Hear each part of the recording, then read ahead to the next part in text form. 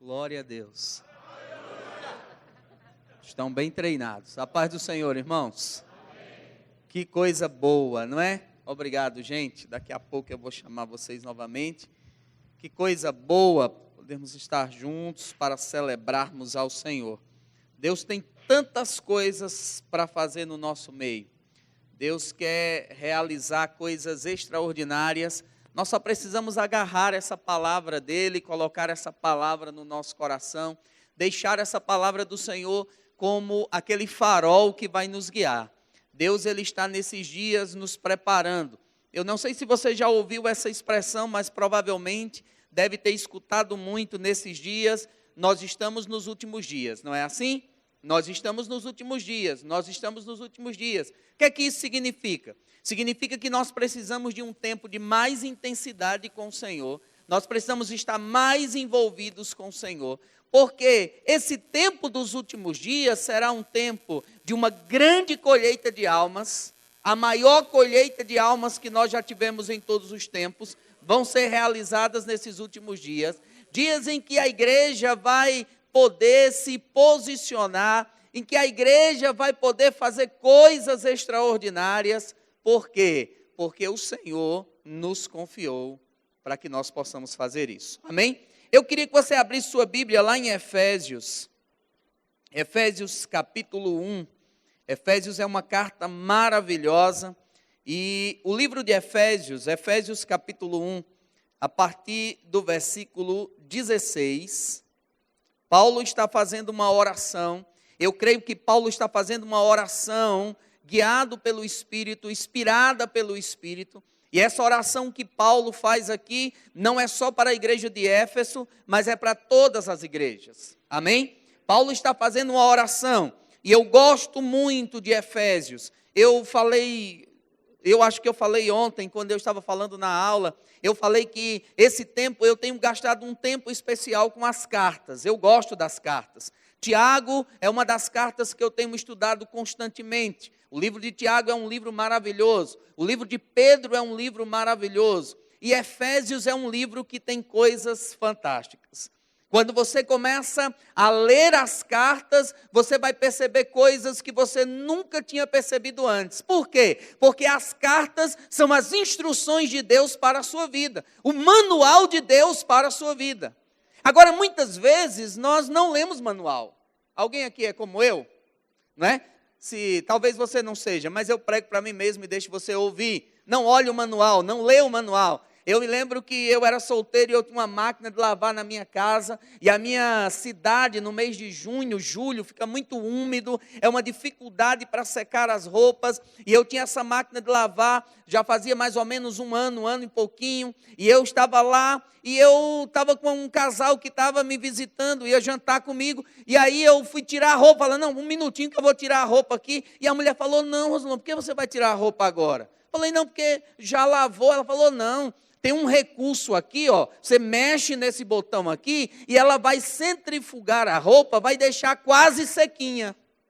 Fiquei indignado, digo, eu vou quebrar essa máquina ainda hoje.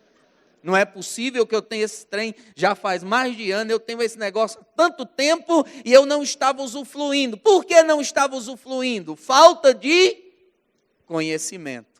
A falta de conhecimento, de ler o manual, de prestar atenção no manual. Mas quando prestamos atenção no manual, quando lemos o manual, o conhecimento vai chegar. E quando o conhecimento chega, você vai desfrutar daquilo que Deus tem para você. Amém? Então Paulo está orando aqui, veja aí, a partir do versículo 16. Diz, não cesso de dar graças a Deus por vós, lembrando-me sempre de vós nas minhas orações. Para que o Pai do nosso Senhor Jesus Cristo, para que o Deus do nosso Senhor Jesus Cristo, Pai da glória, vos dê o espírito de sabedoria e de revelação no pleno conhecimento dele. Agora eu quero que você preste atenção, segura Efésios aí, eu quero que você preste atenção que ele usa duas palavras aqui muito interessantes. Ele diz, olha, eu estou orando para que o Deus do nosso Senhor Jesus Cristo vos dê o espírito de sabedoria e revelação. O que é sabedoria? Sabedoria é a habilidade para aplicar aquilo que a palavra de Deus diz. Tiago capítulo 1 diz: quem não tem sabedoria, peça a Deus, e Deus dá sabedoria para fazer as coisas. A Bíblia nos ensina, irmãos, não somente o que fazer, mas como fazer e quando fazer. Às vezes nós até sabemos o que fazer, nós sabemos que aquilo é a coisa certa, mas às vezes não sabemos como nós vamos operar, colocar aquilo em ação. Como nós vamos fazer aquilo? Quando nós devemos fazer aquilo? A Bíblia diz muitas vezes que a palavra dita na hora certa, ela tem poder. Às vezes é a palavra certa, mas na hora errada. Às vezes é a palavra certa, mas da forma errada. Então, sabedoria é a habilidade de você aplicar a palavra. E revelação é aquela verdade que cai dentro de você. É aquele rapaz que recebeu Jesus, escreveu para a mãe: mãe, aceitei Jesus, agora sou crente, agora minha vida foi transformada. E ela escreveu para ele novamente, dizendo: filho, tira essa ideia da sua cabeça, isso não é para você. E ele disse: está sem jeito, desceu para o coração. Aquilo que desce para o seu coração fica impregnado em você. Aquilo que desce para o seu coração fica agarrado em você. Aquilo que desce para o seu coração, ninguém vai mudar, ninguém vai tirar. A Bíblia fala sobre isso. A Bíblia fala sobre a maneira de ver. Paulo está falando aqui: olha, você precisa desse espírito de sabedoria e de revelação. Paulo está orando essa revelação da palavra. Por quê? Porque quando você tem uma revelação, essa verdade dentro de você, você vai ver as coisas de uma forma diferente. A mesma situação, a mesma circunstância, mas você vai olhar de uma forma diferente. Se você puder abrir sua Bíblia comigo, lá no livro de Reis. Abra sua Bíblia comigo, por favor, no livro de 2 Reis, capítulo 6, versículo 15. 2 Reis, capítulo 6, versículo 15. Você vai ver que duas pessoas vão ver a mesma coisa. Mas quando uma revelação cai dentro de você, quando essa palavra cai dentro de você, você vai ver a mesma coisa, mas quem tem revelação vai agir diferente.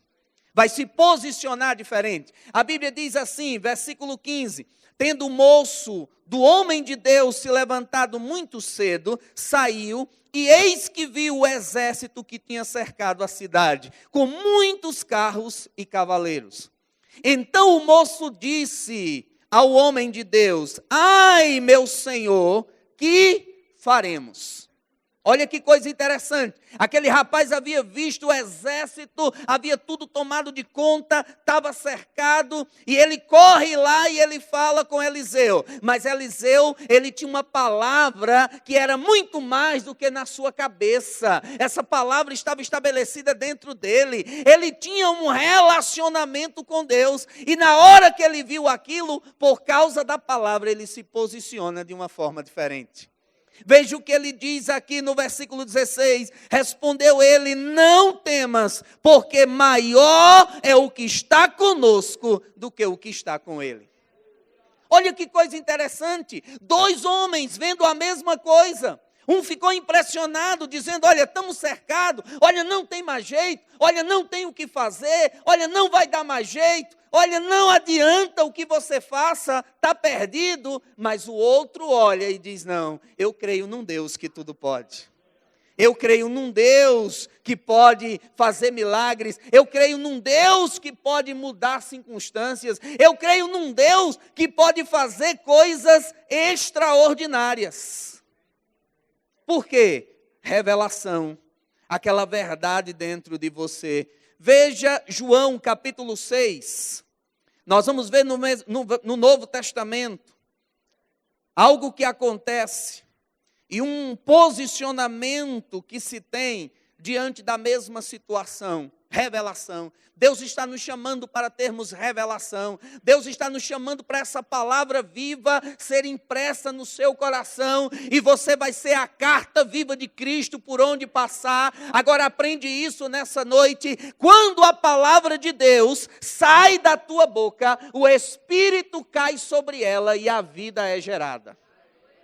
Quando a palavra de Deus sai da tua boca, há poder que está sendo liberado. Porque não é minha palavra, não é sua palavra, é a palavra de um Deus que tudo pode. Então, quando ela sai, ela tem poder. Agora veja aqui, João capítulo 6, versículo 1.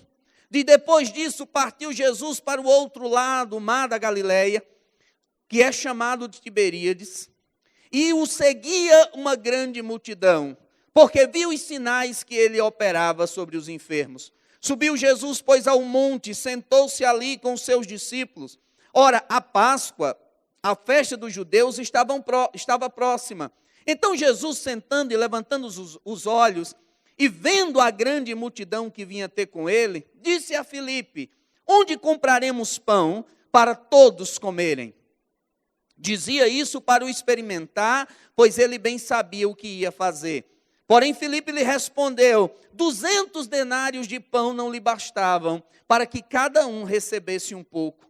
Ao que lhe disseram um dos seus discípulos, André, irmão de Simão Pedro: eis que está aqui um rapaz, e ele tem 5 pães de cevada e 2 peixinhos, mas o que é isso para tantos? Disse-lhe Jesus: fazei sentar todo o povo. Ora, naquele lugar havia muita relva, e reclinaram-se ali, pois os homens, que eram quase 5.000. Então Jesus tomou o pão, e havendo dado graças, o partiu, e repartiu pelos os que estavam assentados, de igual modo os peixes, quantos eles queriam.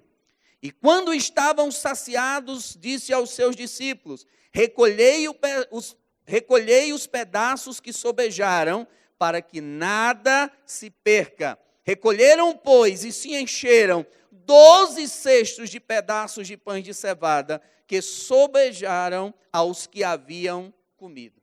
Olha que coisa interessante.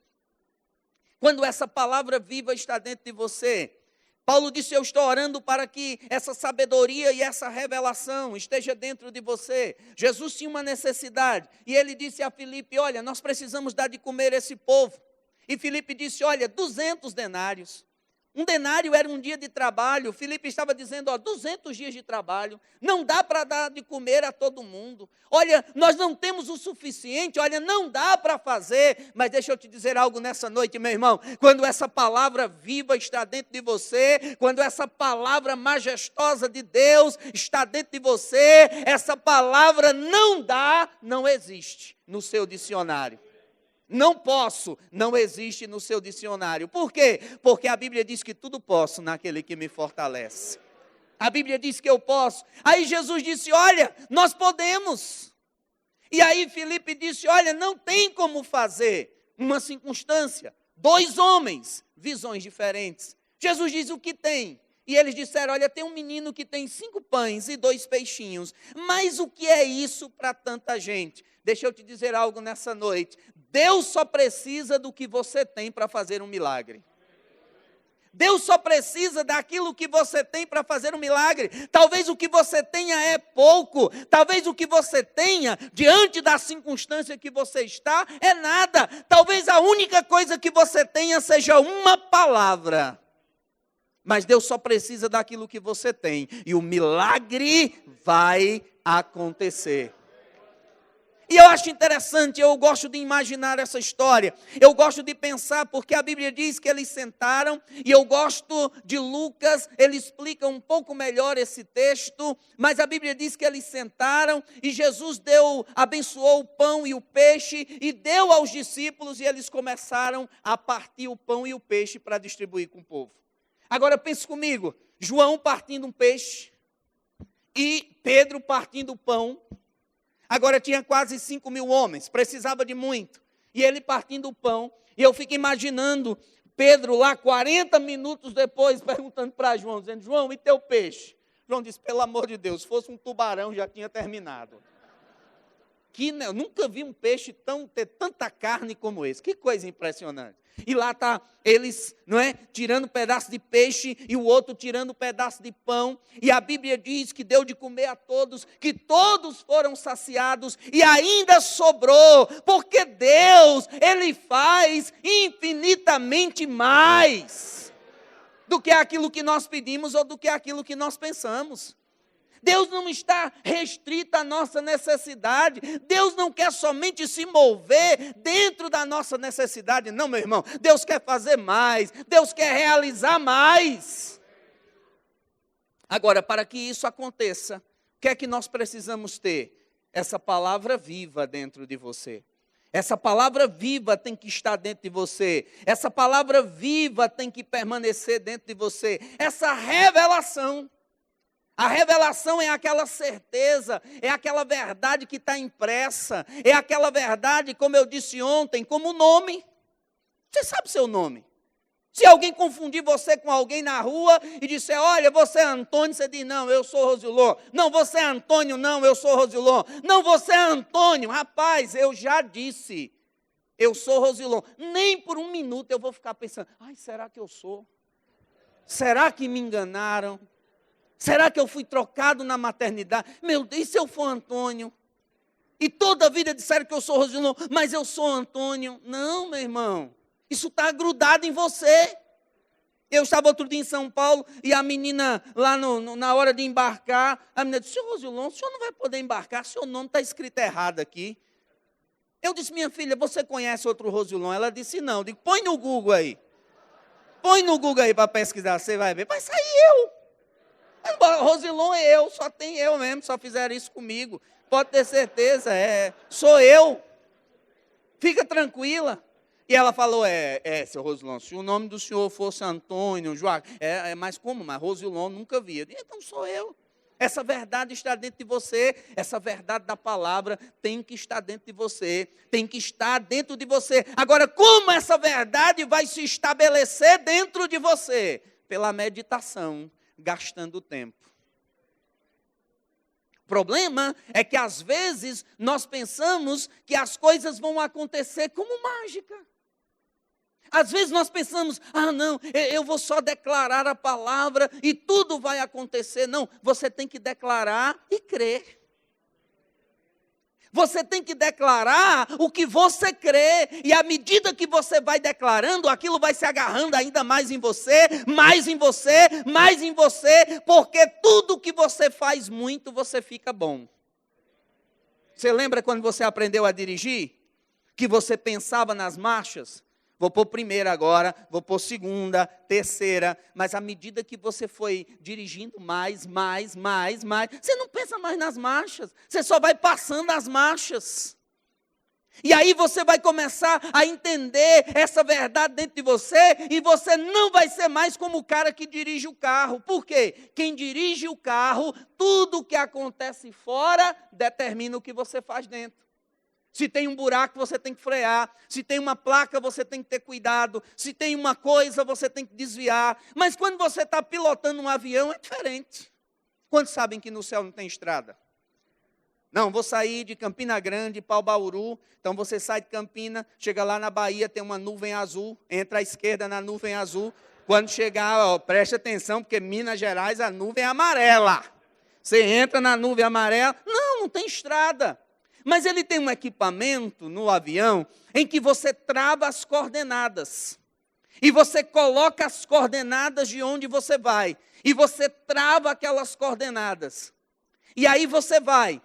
E é interessante porque chega uma hora que o piloto não está vendo a cidade, o piloto não está vendo a pista, o piloto não tá vendo as luzes da cidade, não há sinal nenhum que a cidade está lá. Mas ele começa com todos os procedimentos para colocar o avião numa altitude certa, para colocar o avião alinhado com a cabeceira da pista, porque ele precisa colocar o avião no chão.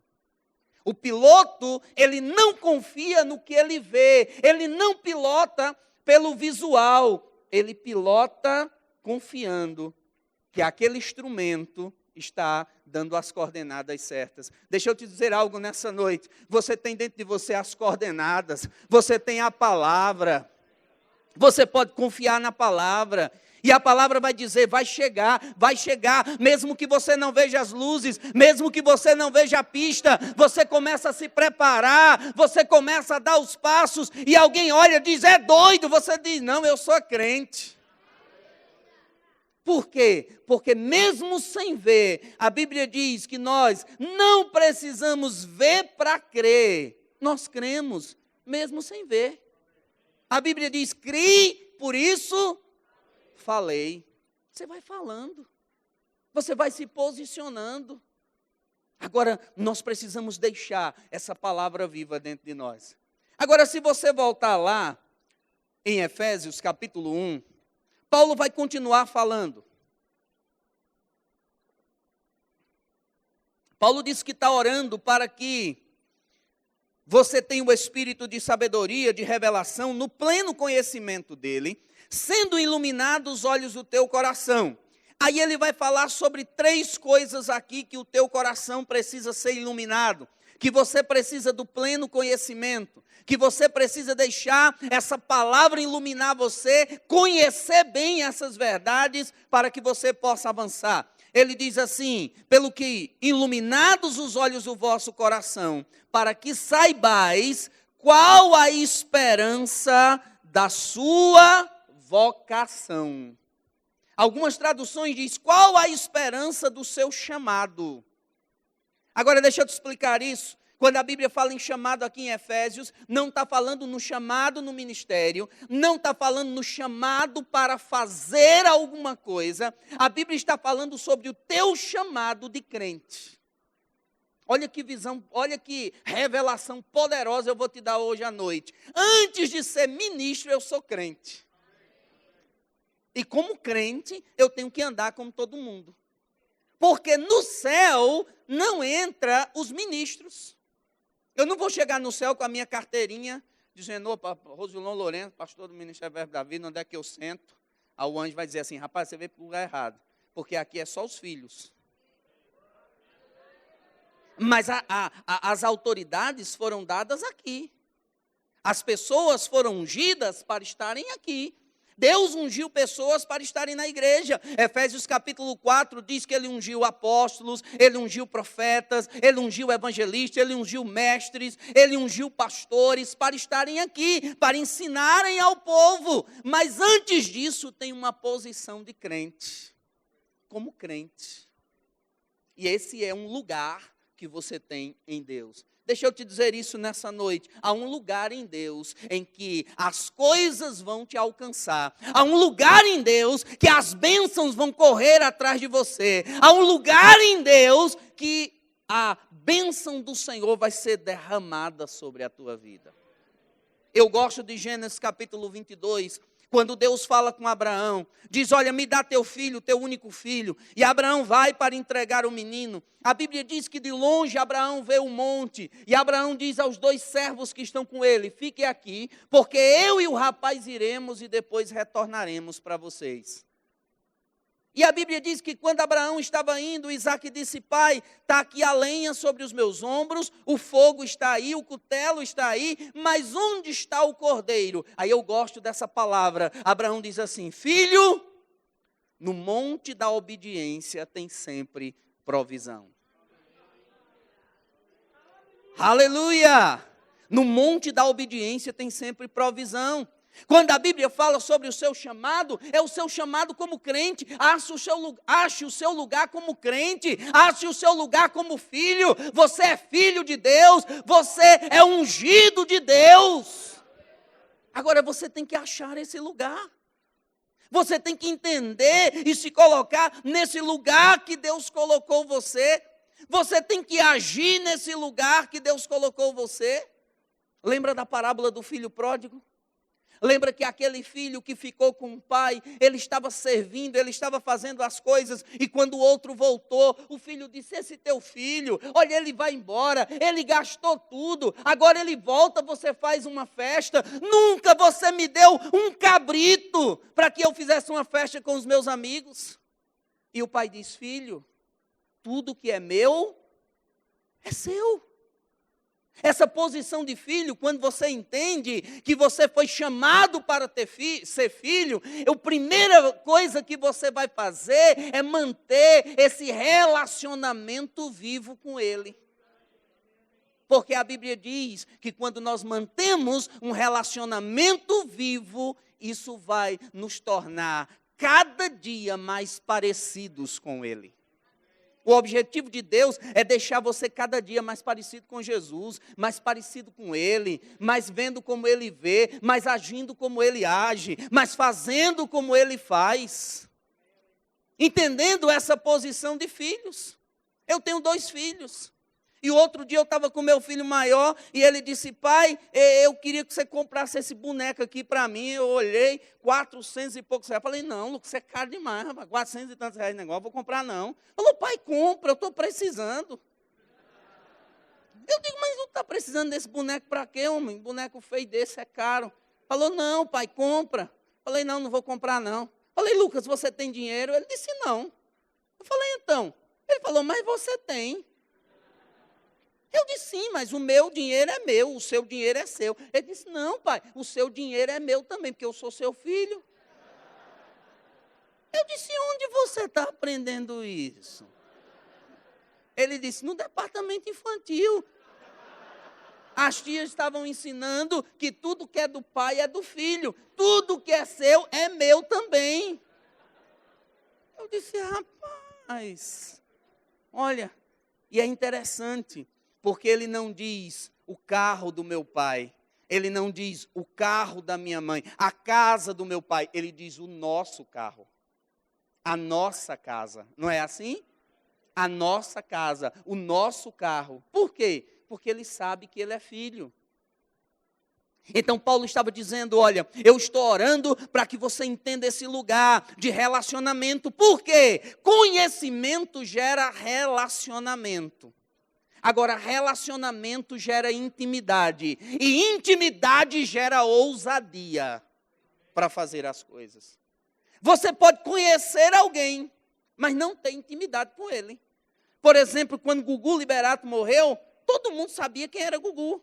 Se você perguntasse, Rosilon, quem é Gugu? Eu ia dizer, olha, era um apresentador brasileiro, tinha tantos anos, tinha tantos filhos, morava em Miami, fazia isso, fazia aquilo. Eu ia falar um monte de informação sobre a vida dele, mas eu nunca sentei com ele, eu nunca tomei café com ele, ele nunca contou uma piada para mim e eu contei uma piada para ele. Nós não tínhamos um relacionamento de intimidade.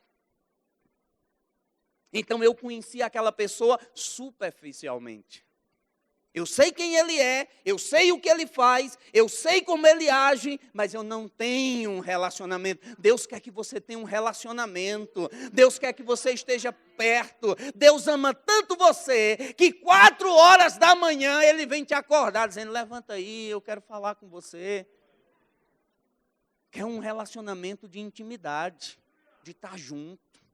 Lá no Nordeste a gente diz que quer conhecer uma pessoa como um saco de sal com ela. Leva tempo para derrubar um saco de sal junto.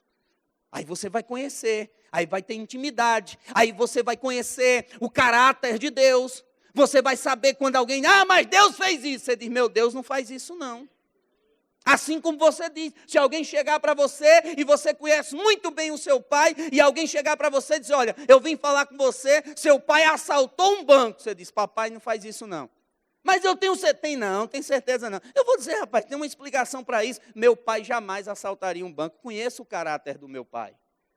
Quando você tem intimidade, acha esse lugar de filho, e tem intimidade, você vai se posicionar diante das situações, porque você conhece o caráter do seu Deus. Você sabe como seu Deus age, você sabe o que seu Deus faz e o que ele não faz. Agora preste atenção nisso. Deus não precisa das ferramentas de Satanás para ensinar você. Deus não precisa disso. Deus sabe te ensinar da forma certa em amor. Porque ele não tem amor, ele é o amor. Então Paulo está dizendo, olha, você precisa entender, em primeiro lugar, qual é a esperança da sua vocação. Achar esse lugar. Lugar que Deus quer você. Tem um lugar que é só você pode encaixar. Como aquele quebra-cabeça. Tem um lugar no ministério que só você pode encaixar. Nós podemos pegar 10 pastores aqui, todos têm um chamado pastoral, mas unções diferentes, características diferentes, vão funcionar de formas diferentes. Porque Deus trabalha com gente personalizada.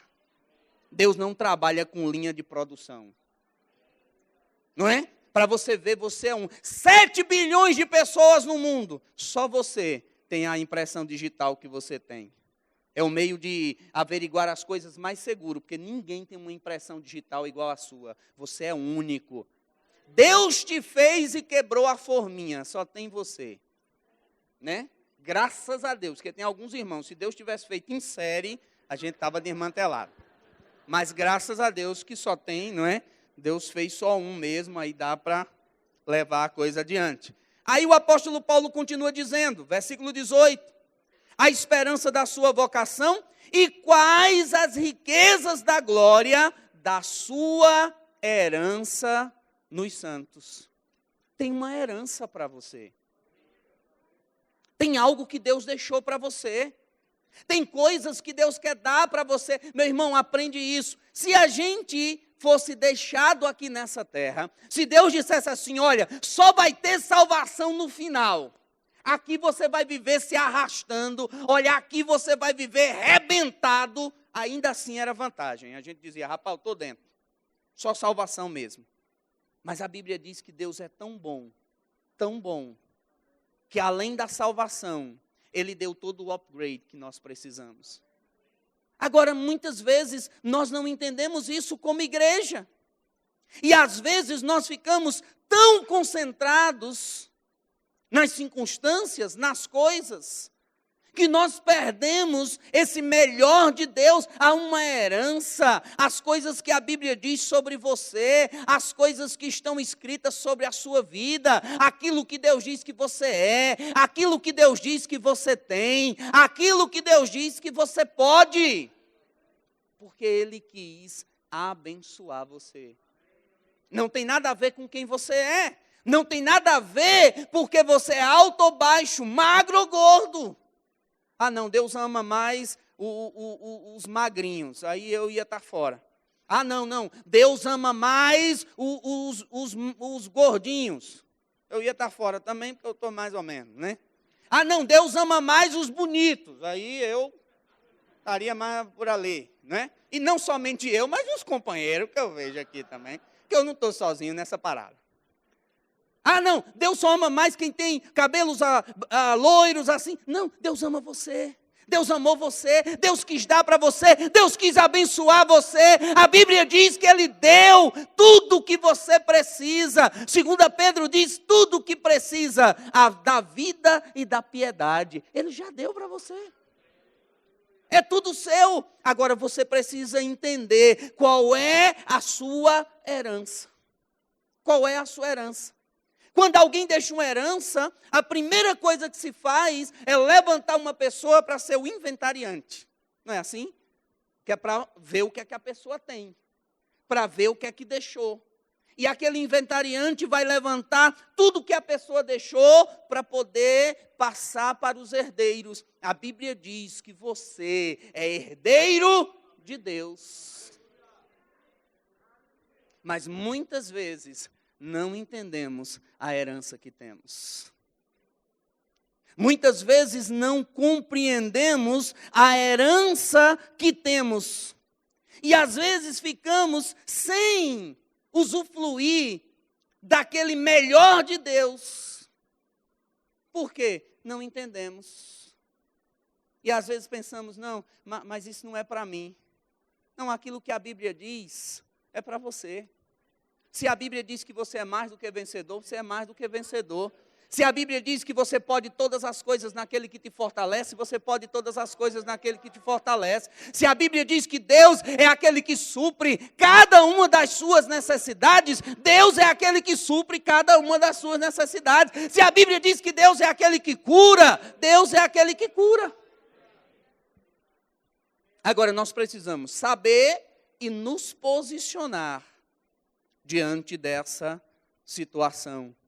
Ele diz, você precisa saber qual o seu lugar, qual a sua vocação, o seu chamado, E quais as riquezas da glória da sua herança nos santos. Versículo 19. E qual a suprema grandeza do seu poder para conosco, os que cremos, segundo a operação da força do seu poder, que operou em Cristo, ressuscitando dentre os mortos e fazendo assentar à direita nos céus, acima de todo principado, de toda autoridade, poder e domínio, e de todo nome que se nomeia, não só no presente século, mas no vindouro, e sujeitou todas as coisas embaixo dos seus pés, para ser cabeça sobre todas as coisas, e o deu à igreja. Glória a Deus.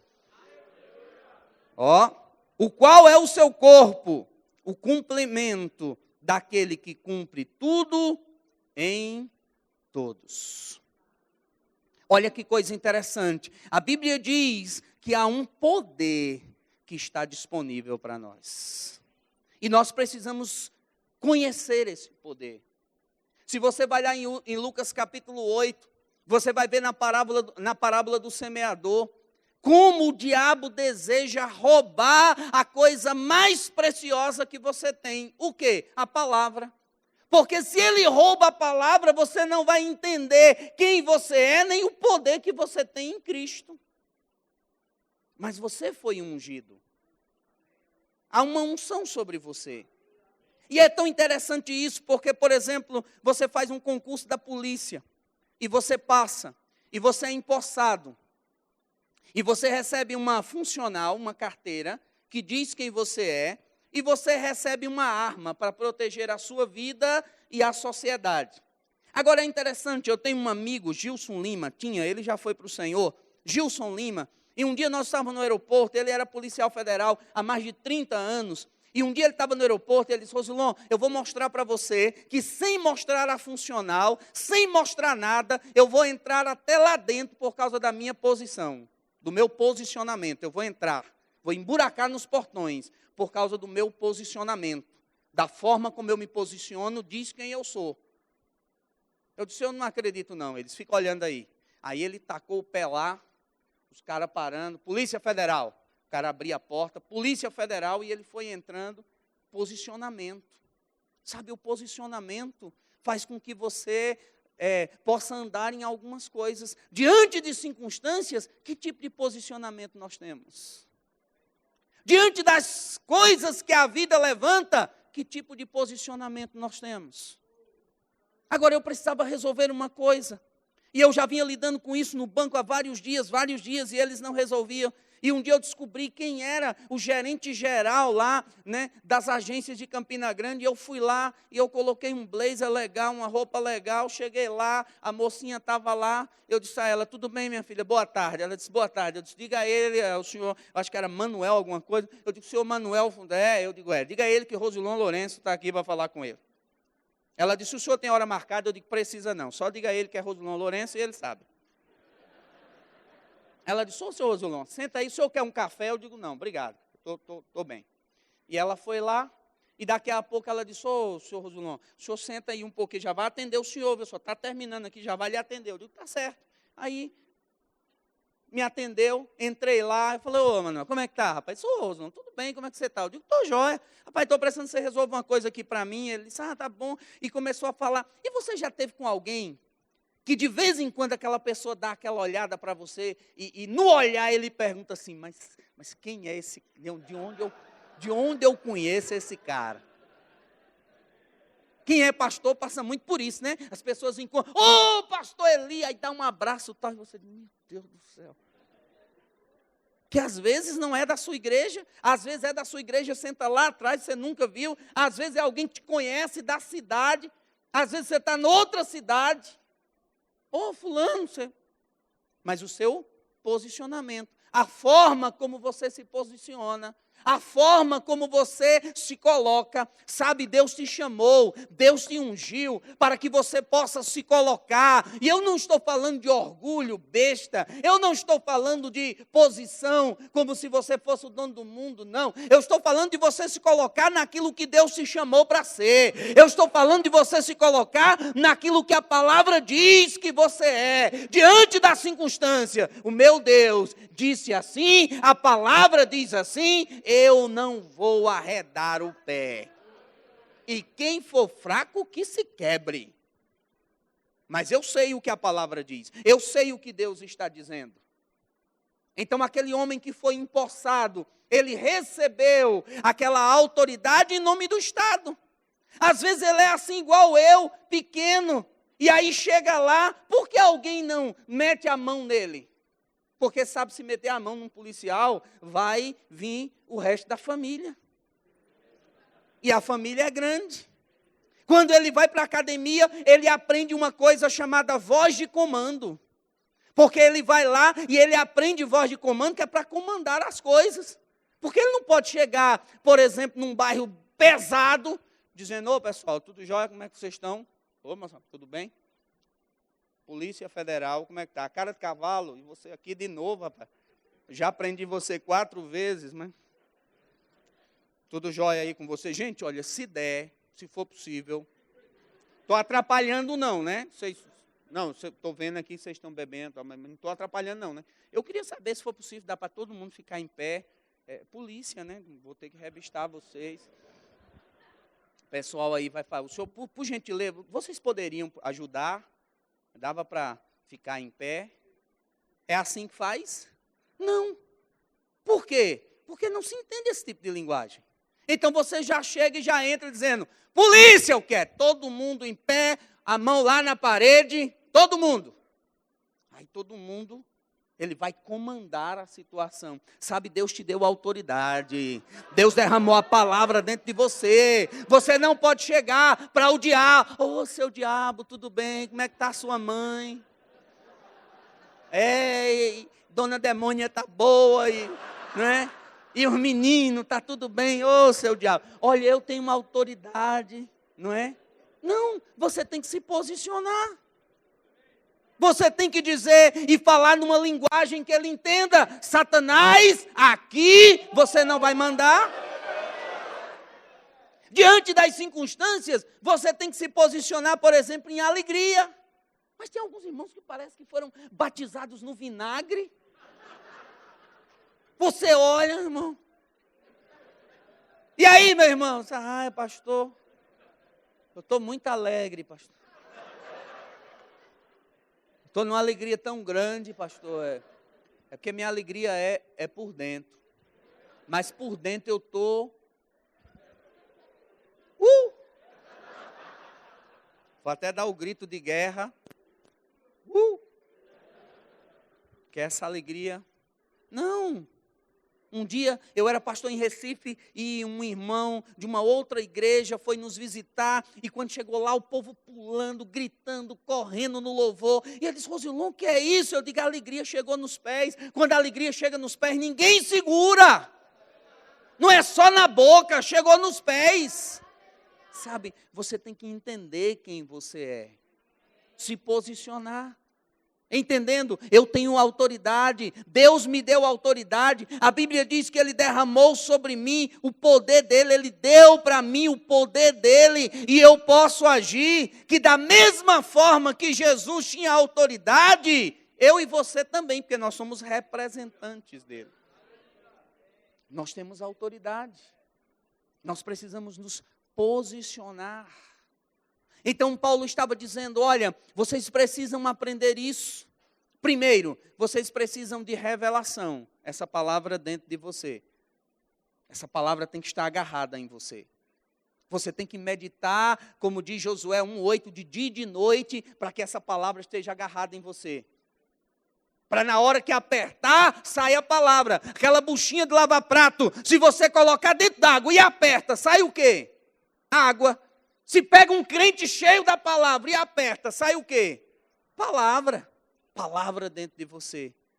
Aí Paulo disse, não somente aprender e ter revelação, mas ter sabedoria para colocar essa palavra em prática. Como e quando? Espera aí, eu tenho que fazer isso aqui. Como eu vou fazer? Senhor, me dá sabedoria. Senhor, essa pessoa aqui, eu tenho que lidar com ela. Senhor, me ajuda. Ah, Senhor, essa situação na empresa, essa situação no trabalho, essa situação com os meninos, como eu vou agir? E Deus vai derramar sabedoria dentro de você. E você vai saber fazer a coisa certa, no tempo certo. Aí Paulo avança ainda mais, dizendo, olha, sabendo não somente isso, mas qual é a esperança da tua vocação. Achando aquele lugar que Deus chamou você. Aquele lugar que Deus colocou você para ser como crente. Como crente, eu fui chamado para orar. Como crente, eu fui chamado para levar as boas novas aos perdidos. Como crente, eu fui chamado para interferir em destinos eternos e mudar os destinos. Como crente, como filho de Deus. Não vão fazer o que querem na nossa nação, porque nós estamos aqui. Não vão fazer o que querem no mundo, porque nós estamos aqui. Aí a Bíblia diz que quando a igreja for, o negócio vai pegar fogo. Porque não tem mais a igreja para barrar. Sabe o que está barrando esse mundo de pegar fogo? É a igreja. A igreja que está barrando. Aí Paulo continua dizendo, não somente a sua vocação, mas a riqueza da sua herança. Qual a sua herança? O que é que você tem? Você tem que saber o que você tem. Você tem que saber o que te pertence. Aí ele continua ainda mais. Não somente isso, mas o poder que está disponível para você. Há um poder que está disponível para você. E aquilo está tão agarrado em você, que é como aquele policial que foi empossado e ele está ali para defender, recebeu a arma para defender a sua vida e a sociedade, e quando algo acontece, ele nem pensa. Às vezes o sujeito deixou de ser policial há anos. Aí uma coisa acontece, ele nem pensa. Ele já vai para a cintura, atrás da arma, para a reação. Porque ele foi treinado para a reação.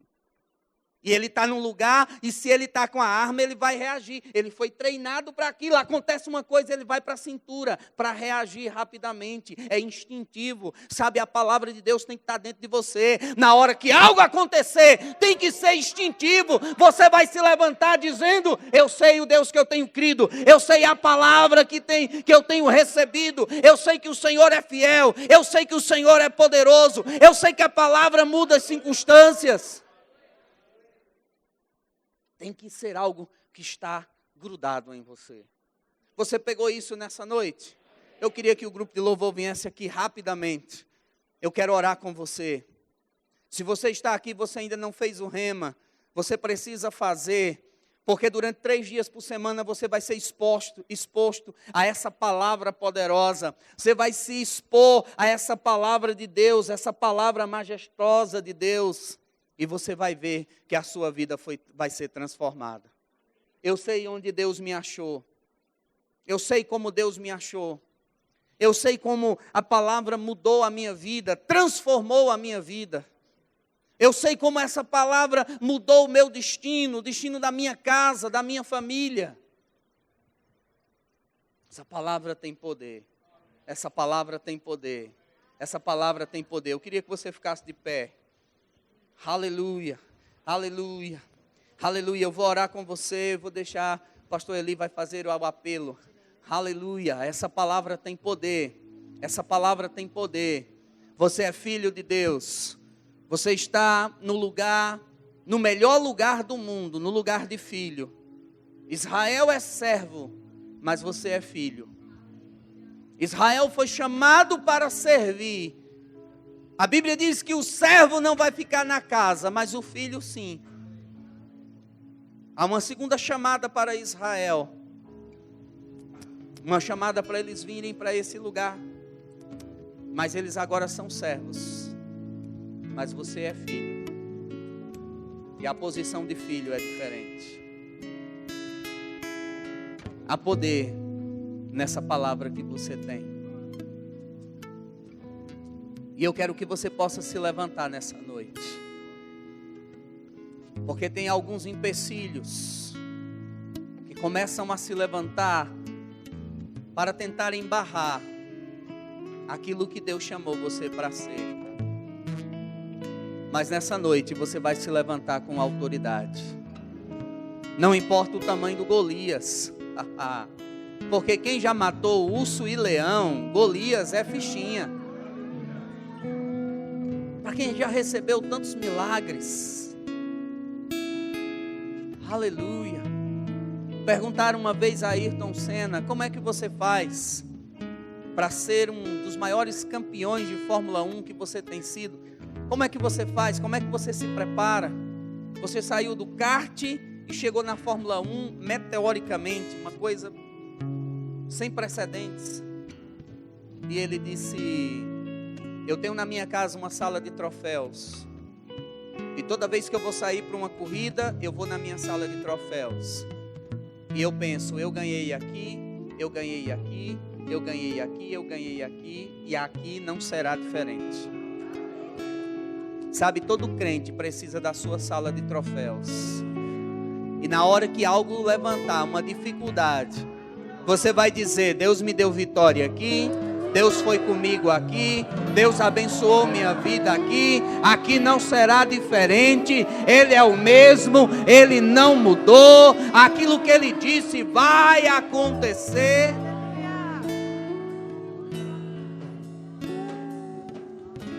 Fecha teus olhos enquanto nós adoramos ao Senhor. Senhor, pra sempre proclamarei que o Senhor é bom. Bendirei ao Senhor. O que é que está diante de você? O que é que está diante de você? Você é filho, você é filho. Você é herdeiro. Aleluia. O Senhor reina. Poder de Deus está disponível para você.